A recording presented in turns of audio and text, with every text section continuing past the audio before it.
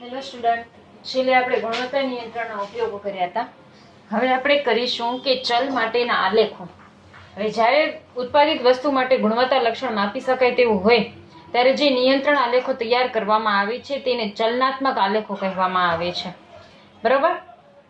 એમાં છે સ્ક્રૂની લંબાઈ, બોલ બેરિંગનો વ્યાસ, વસ્તુનું વજન વગેરે નિયત ધોરણ અનુસાર છે કે નહીં તે નક્કી કરવા માટે ચલના આલેખોનો ઉપયોગ કરવામાં આવે છે. આપણે અગાઉ જોઈ ગયા કે કેટલું આકસ્મિક છે અને કેટલું નિદર્શી શકાય તેવું છે. બરાબર? નિદર્શી શકાય તેવું છે એટલે એક્સ બાર આલેખ અને આર આલેખો માટે ઉત્પાદન પ્રક્રિયામાંથી જુદા જુદા ઉપસમૂહો લેવામાં આવે છે અને દરેક ઉપસમૂહ માટે સરેરાશ એટલે મધ્યક એટલે એક્સ બાર અને વિસ્તાર એટલે આર એટલે બે વચ્ચેનો તફાવત. ઉપસમૂહોની કેટલી સંખ્યા લેવી તે માટે કોઈ ચોક્કસ નિયમ નથી. ઓછી સંખ્યામાં ઉપસમૂહ લેવામાં આવે તો તેમાં ઉપસમૂહ વચ્ચેનું ચલ ચોકસાઈથી આપણે જાણી શકતા નથી. એટલે આપણે જેમ વધુ સર્વે કરીએ એમ વધુ આપણને જાણી શકીએ છીએ. બરોબર? એટલે જ્યારે વધુ સંખ્યામાં ઉપસમૂહ લેવામાં આવે તો ખર્ચ પણ ઘણો બધો થાય છે અને વધારે સમય પણ આપવો પડે છે. એટલે જ્યારે વધુ સમયમાં ઉપસમૂહ લેવામાં આવે એટલે સામાન્ય રીતે 25 જેટલા ઉપસમૂહો લેવામાં આવે છે. એટલે નિયંત્રણ આલેખોનો મુખ્ય આધાર ઉપસમૂહની પસંદગી ઉપર રહેલો છે. એટલે જો દરેક ઉપસમૂહમાં કેટલાક અવલોકનો લેવા તે પણ નક્કી કરવું જોઈએ. એટલે ડોક્ટર સ્યુ હટના મત પ્રમાણે દરેક ઉપસમૂહમાં 4 કે 5 અવલોકનો લેવા જોઈએ, કારણ કે આવા ઉપસમૂહો માટે મેળવવામાં આવેલા સરેરાશ એક્સ બારનું વિતરણ પ્રમાણે હોય છે. આ રીતે ઉપસમૂહો લેવામાં આવે તે બુદ્ધિપૂર્વકના પેટા સમૂહો કહેવામાં આવે છે. બરાબર? એમાં છે એક્સ બાર આલેખ. ઉત્પાદન પ્રક્રિયામાંથી નિયત સમયને અંતરે નિદર્શો લેવામાં આવે છે.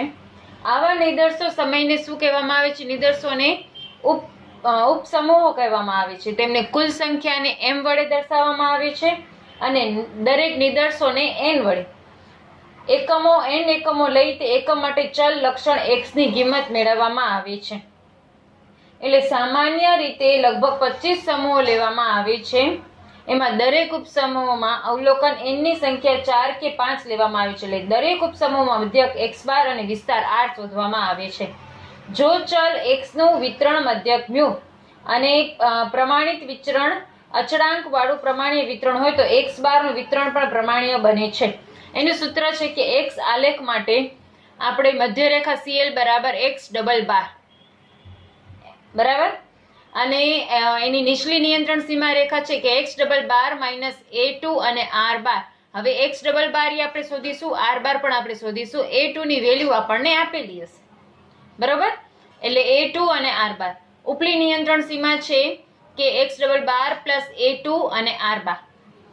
પછી છે R આલેખ. R આલેખ માટે સમયના ચોક્કસ અંતરે લીધા ઉપસમયોમાંથી વિસ્તાર R શોધવામાં આવે છે. દરેક ઉપસમયમાં અવલોકનોમાંથી સૌથી મોટી કિંમત અને સૌથી નાની કિંમત વચ્ચે તફાવતને ઉપસમૂહ માટે R વિસ્તાર ગણવામાં આવે છે. એટલે સૌથી મોટી કિંમત કઈ છે અને સૌથી નાની કિંમત બંનેમાંથી બાદબાકી કરવામાં આવે છે. એટલે દરેક ઉપસમૂહ માટે મેળવેલી R ની કિંમતો ઉપરથી R બાર શોધવામાં આવે છે અને R બાર બરાબર સિગ્મા R ભાગ્યા m. બરોબર? એટલે R આલેખ માટે આપણે નીચે પ્રમાણે છે કે મધ્ય રેખા CL બરાબર R બાર, એનો LCL D3R બાર અને UCL D4R બાર. D3 અને D4 ની વેલ્યુ તમને સમમાં આપેલી જશે. બરોબર? હવે એના નિર્ણયો છે કે x બાર આલેખ માટે તો x બાર આલેખમાં બધા જ બિંદુઓ બંને નિયંત્રણ સીમાની એટલે લોઅર લાઇન અને અપર લાઇન બંને સીમાઓ વચ્ચે અને મધ્ય રેખાની બંને બાજુએ યથાવત રીતે વેરાયેલા હોય. એટલે કોઈ પણ બિંદુઓ કોઈ પણ એક બાજુએ સળંગ 7 ન પડવા જોઈએ કે નીચેની બાજુ કે ઉપરની બાજુએ સળંગ 7 ન પડવા જોઈએ, નહીં તો સાનુક્રમનો સિદ્ધાંત થઈ જાય. બરોબર? એટલે મધ્ય રેખાની ઉપર અને નીચે બંને બાજુએ યથાવત રીતે વેરાયેલા હોય તો પ્રક્રિયા સાંખ્યિક નિયંત્રણમાં છે અને ફક્ત આકસ્મિક કારણો જ હાજર છે તેવું નિર્ણય લેવામાં આવે છે. અને જો એક કરતા વધારે બિંદુઓ કોઈ નિયંત્રણ સીમાની બહાર પડતા હોય તો તે અનુલક્ષીને ઉત્પાદન પ્રક્રિયા નિયંત્રણમાં નથી એવું આપણે નિર્ણય લઈ શકીએ છીએ. એવી જ રીતના R આલેખ માટે પણ છે કે નિયંત્રણ સીમાઓની વચ્ચે પડતા હોય તો મધ્યરેખાની બંને બાજુએ યથાવત રીતે વેરાયેલા હોય તો એ પ્રક્રિયા નિયંત્રણમાં છે અને ફક્ત આકસ્મિક કારણો હાજર છે. પરંતુ બંને રેખાથી બહાર પડતા હોય તો એ પ્રક્રિયા નિયંત્રણમાં નથી. બરાબર? પછી x બાર અને R આલેખના હેતુઓ. તો ઉત્પાદન પ્રક્રિયા નિયંત્રણમાં છે કે નહીં તે વિશે નિર્ણય કરવો, અને જો પ્રક્રિયા નિયંત્રણમાં ન હોય તો તે માટે કેટલાક કારણો શોધી તેને દૂર કરવા. ઉત્પાદન પ્રક્રિયામાં નિયત ધોરણ જાણવું, એટલે દૂર કરવા એટલે કે જે નિયંત્રણ રેખાની બહાર છે એ આપણે બહાર કાઢી નાખવાનું, બરોબર. એ કાઢી નવું આપણે એક્સ બાર અને આર બાર ફાઇન્ડ આઉટ કરી અને નવો આલેખ રચવાનો, બરોબર. નવી યુસીએલ અને સીએલ એલસીએલ ફાઇન્ડ આઉટ કરી અને નવો આલેખ બનાવવાનો. પછી પાછું જોવાનું નિયંત્રણમાં છે કે નહીં, એટલે સુધારેલી સીમા રેખાઓ થાય. શું થાય? સુધારેલી સીમા રેખાઓ. જો ઉત્પાદન પ્રક્રિયા નિયંત્રણમાં ન હોય તો એક્સ બાર અને આર બાર આલેખના સંયુક્ત અર્થઘટનથી સરેરાશની દ્રષ્ટિએ કે પ્રસારની દ્રષ્ટિએ પ્રક્રિયા નિયંત્રણમાં નથી તે નક્કી કરી યોગ્ય સુધારા સૂચવવા. એ મેં તમને સુધારો કરવાનું કીધું હોય. જો ઉત્પાદન પ્રક્રિયા નિયંત્રણમાં ન હોય તો નિયંત્રણ સીમાઓની બહાર પડતા બિંદુઓને દૂર કરી દેવા અને ફરી સુધારેલી નિયંત્રણ સીમાઓ મેળવી ભવિષ્યના ઉત્પાદન માટે તેનો ઉપયોગ કરવો. એટલે નિર્દિષ્ટ સીમાઓ નિયંત્રણ સાથે સુસંગત છે કે નહીં તે નક્કી કરવું અને ઉત્પાદિત માલ સ્વીકાર્ય છે કે નહીં તે અંગે નિર્ણય કરવા માટે એક્સ બાર અને આર આલેખનો આપણે ઉપયોગ કરી શકીએ છીએ. હવે આપણે થોડાક સમ જોઈશું એક્સ બાર અને આર આલેખના.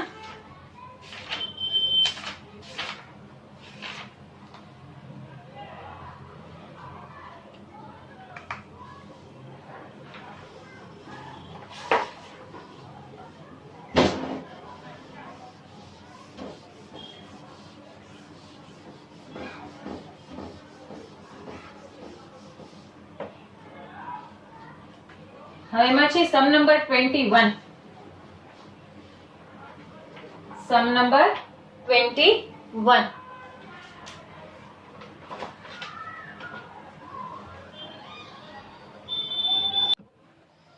હેલો સ્ટુડન્ટ, હવે છે સમ નંબર 21, જેમાં છે એટલા સાયકલની બનાવટમાં બોલ બેરિંગની ધરીની લંબાઈ નીચે મુજબ મળી છે. દરેક ઉપસમૂહમાં 4 બોલ બેરિંગના માપ નોંધવામાં આવ્યા છે. તે ઉપરથી એક્સ બાર અને આર નકશો તૈયાર કરવાનો છે. n બરાબર 4, a2 બરાબર 0.73, d3 બરાબર 0 અને d4 બરાબર 2.28. હવે એમાં નિદર્શ આપેલા છે 1 થી 15. એમાં x1 છે, x2, x3 અને x4 આપણને આપેલા છે ચાર નિદર્શ છે, બરાબર. હવે આ ચારેયનો ટોટલ આપણે અહીંયા કરવાનો છે. એટલે સિગ્મા xi, સિગ્મા x 27, 29, 24, 15 બરાબર 95. પછી 2 માં 31, 26, 34, 35 એટલે 126. પછી 32, 46, 30, 32 એટલે 140.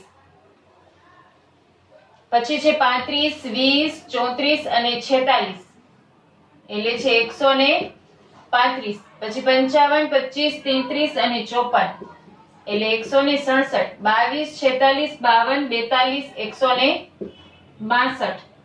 પછી 14, 24, 32, 43 એટલે 113. પછી છે 36, 52, 19, 50 એટલે 157. 29, 21, 17, 29 એટલે 96. 33, 31, 32, 18 એટલે 114. 52, 34, 17, 25 એટલે 128. 23, 41, 21, 29 એટલે 114. 28, 22, 45, 21 એટલે 116. 32, 27, 16, 30 એટલે 105. અને 23, 27, 36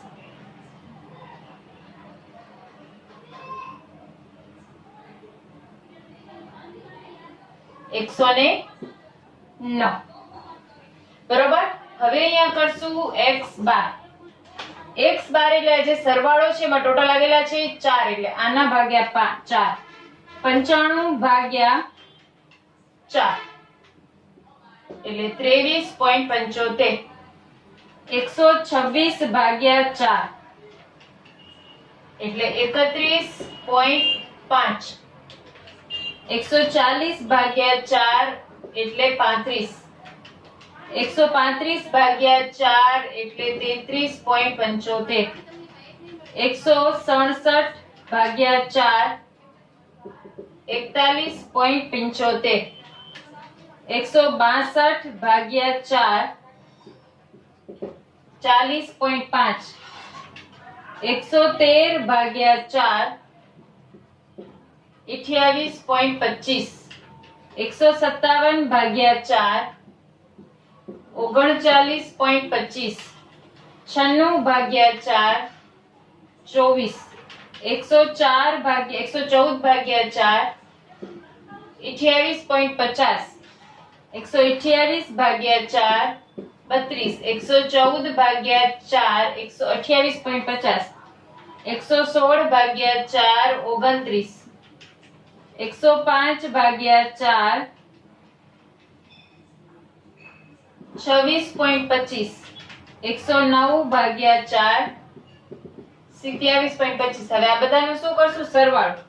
23.75 plus 31.50 plus 35 plus 33.75 plus 41.75 plus 40.5 plus 28.25 plus 29.25 plus 24 plus 28.5 plus 32 plus 28.5 plus 29 plus 26.25 plus 27.25. એટલે ટોટલ આવશે 469.25. બરાબર?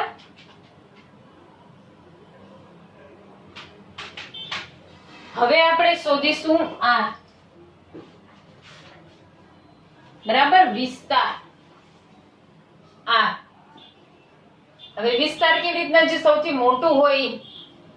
હવે સૌથી મોટી સંખ્યા છે 29, સૌથી નાની છે 15. એટલે વિસ્તાર આવશે આપણો 14. બરોબર? સૌથી મોટી સંખ્યા છે 35, સૌથી નાની છે 26. એટલે વિસ્તાર આવશે 9. સૌથી મોટી સંખ્યા છે 46, સૌથી નાની છે 30. એટલે વિસ્તાર આવશે 16. એના પછીમાં એવી જ રીતના વિસ્તાર આવશે 26. 55 માઈનસ 25 એટલે વિસ્તાર આવશે 30.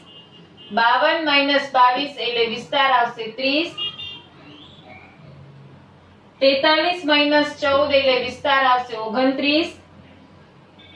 50 માઈનસ 19 એટલે વિસ્તાર આવશે 33. 29 માઈનસ 17 એટલે વિસ્તાર આવશે 12.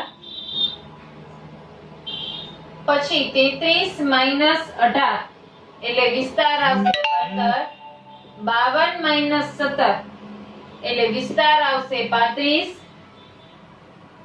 41 માઈનસ 21 એટલે વિસ્તાર આવશે 20. 45 માઈનસ 21 એટલે વિસ્તાર આવશે 24. 32 માઈનસ 16 એટલે વિસ્તાર આવશે 16. 36 માઈનસ 23 એટલે વિસ્તાર આવશે 13. બરાબર? હવે એનો કુલ ટોટલ કરીશું આપણે. કુલ ટોટલ આવશે 322. હવે આમાં આપણે શું શોધીશું? x બાર. x ડબલ બાર બરાબર x સિગ્મા x બાર ભાગ્યા m. m કેટલા છે અહીંયા? 15. m બરાબર 15. n બરાબર 4 છે. બરોબર? એટલે આ 469.25 ભાગ્યા 15 એટલે આવશે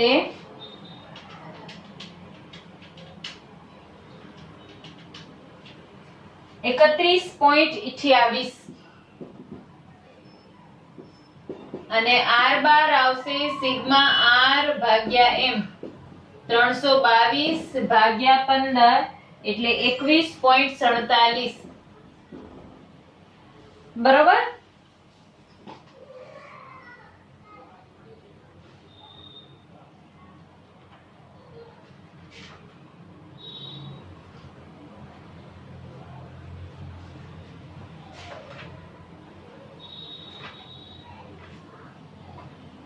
હવે આપણે x બાર આલેખની ગણતરી કરીશું. એમાં centre line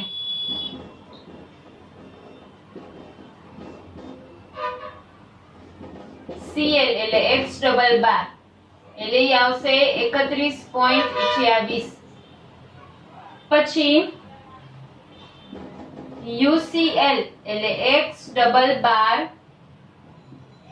plus A2 minus R બાર. x ડબલ બાર 31.28 પ્લસ A2 આપણને આપેલો છે 0.73 ગુણ્યા 21.47.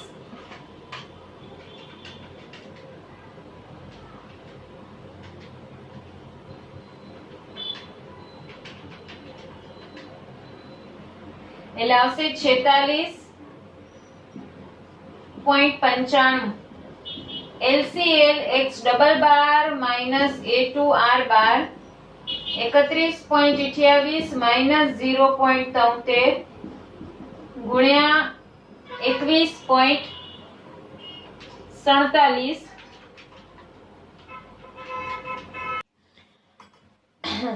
R બાર આલેખમાં CL બરાબર R બાર. R બાર એટલે આપણું આ 21.47. UCL D4 R બાર. D4 આપણને રકમમાં ઉપર આપેલું છે 2.28 ગુણ્યા 21.47 એટલે 48.55 અને LCL એટલે D3 R બાર D3 0 ગુણ્યા 21.47 એટલે 0. હવે આપણે અહીંયા આલેખ બનાવશું. એમાં મેં થોડીક રકમ મિટાડી છે. આ x બાર અને r રાખ્યું છે કારણ કે એ આપણે ત્યાં મૂકવાનું છે એટલે. હવે x બાર આલેખ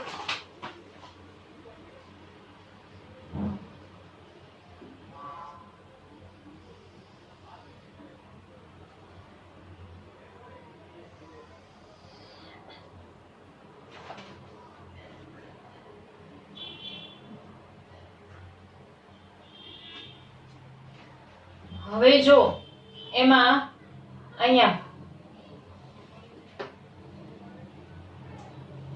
સૌથી નાનું છે 23.75 અને સૌથી મોટું છે 41.75. બરાબર, 23.75 અને 41.75. એટલે આપણે લેશું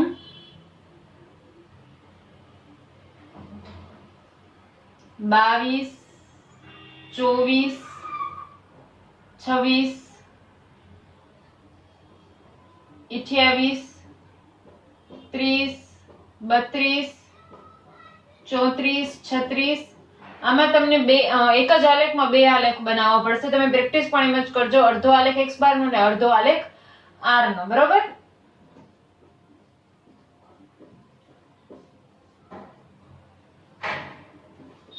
વન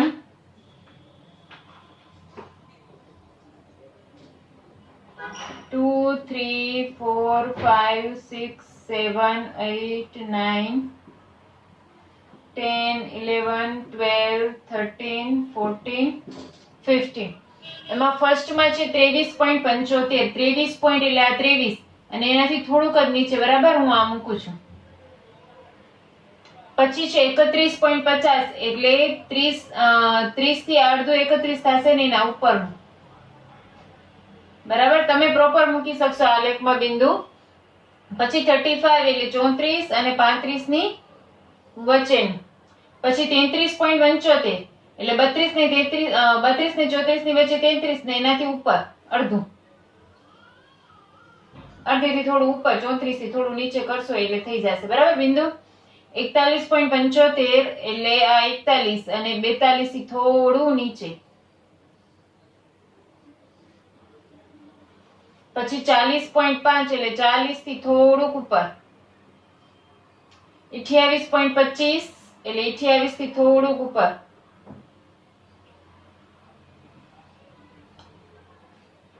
પછી 39.25 39 થી થોડુંક ઉપર. 24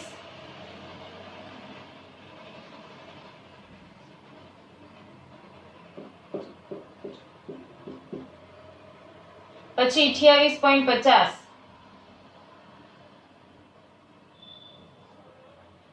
પછી 32, 28.50, 29,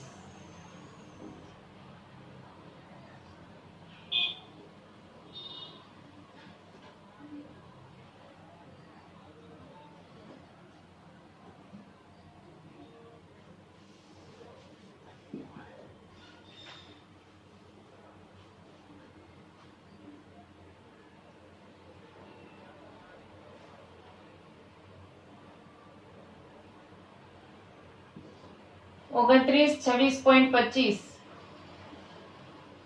27.25. બરોબર. હવે આપણો CL છે 31.28, એટલે આ 31 ને એનાથી થોડુંક ઉપર આ CL. UCL 46.95,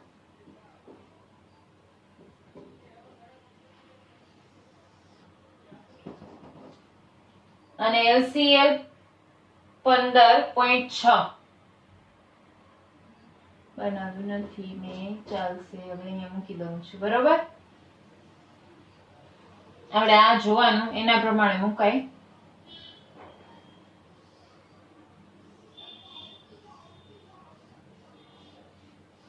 બરોબર. લોઅર લાઈન અને અપર લાઈન ની વચ્ચે છે. હવે આપણે બનાવીશું આર આલેખ.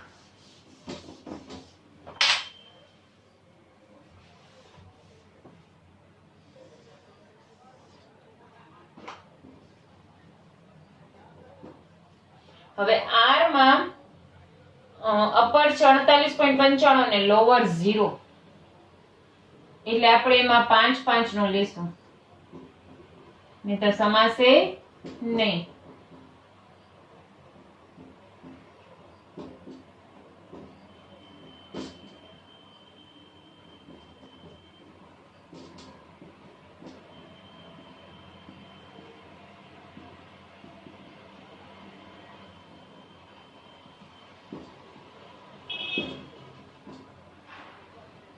બરોબર. એમાં પેલું છે 14, એટલે 15 થી થોડુંક જ એક જ નીચે. પછી 9, 10 થી એક નીચે. પછી 16, 15 થી એક ઉપર. પછી 26, 25 થી એક ઉપર. પછી 30, પાછું 30, પછી 29, 30 થી થોડુંક નીચે. પછી 33,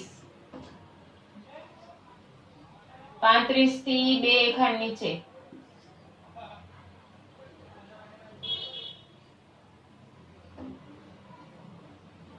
પછી 12, 10 થી બે ઉપર. પછી 15, પછી 35, પછી 20, પછી 16, અને પછી 13.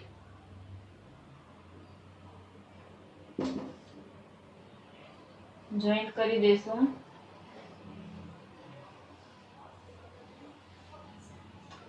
એમાં LCL તો 0, CL 21.47, એટલે 21 થી થોડું ઉપર આ CL, અને UCL 48.95, એટલે 50 થી થોડુંક નીચે.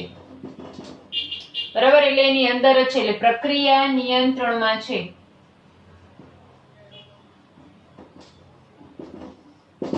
બરાબર. બીજા આગળ પછી નેક્સ્ટ કરીશું.